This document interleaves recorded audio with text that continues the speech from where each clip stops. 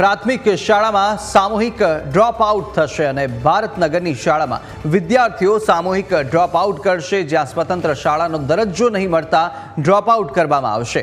વાલીઓ બાળકોના સર્ટિફિકેટ કઢાવવા પહોંચ્યા અને પેટા શાળામાં 154 જેટલા વિદ્યાર્થી અભ્યાસ કરે છે। પેટા શાળામાં ઓરડા સહિતની કોઈ સુવિધા નથી અને કોમ્યુનિટી હોલમાં 6 વર્ષથી બાળકો અભ્યાસ કરી રહ્યા છે।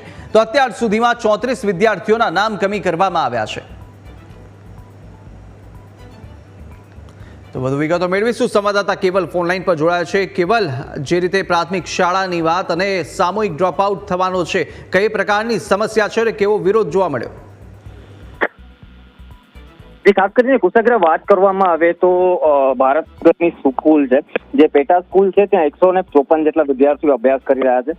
છેલ્લા 6 વર્ષથી સામૂહિક જે કોમ્યુનિટી હોલ છે તેમાં અભ્યાસ કરી રહ્યા છે। સ્થાનિક લોકો અને વાલીઓ દ્વારા વારંવાર સ્વતંત્ર શાળાની માંગણી કરવામાં આવી છે, પરંતુ માંગ ન સંતોષાતા છેલ્લા ઘણા સમયથી ઉગ્ર આંદોલનની ચીમકીઓ પણ આપવામાં આવતી હતી, છતાં પણ રાજ્ય સરકાર અને શિક્ષણ વિભાગ દ્વારા તેમની માંગ ન સ્વીકારાતા આજે સામૂહિક ડ્રોપ આઉટનો નિર્ણય લેવામાં આવ્યો છે। 54 જેટલા વિદ્યાર્થીઓની સર્ટિફિકેટ અત્યાર સુધીમાં કઢાવી લેવામાં આવ્યા છે અને બાકીના જે વિદ્યાર્થીઓ છે તેમને સર્ટિફિકેટ કઢાવવાની હાલ કામગીરી ચાલુમાં છે।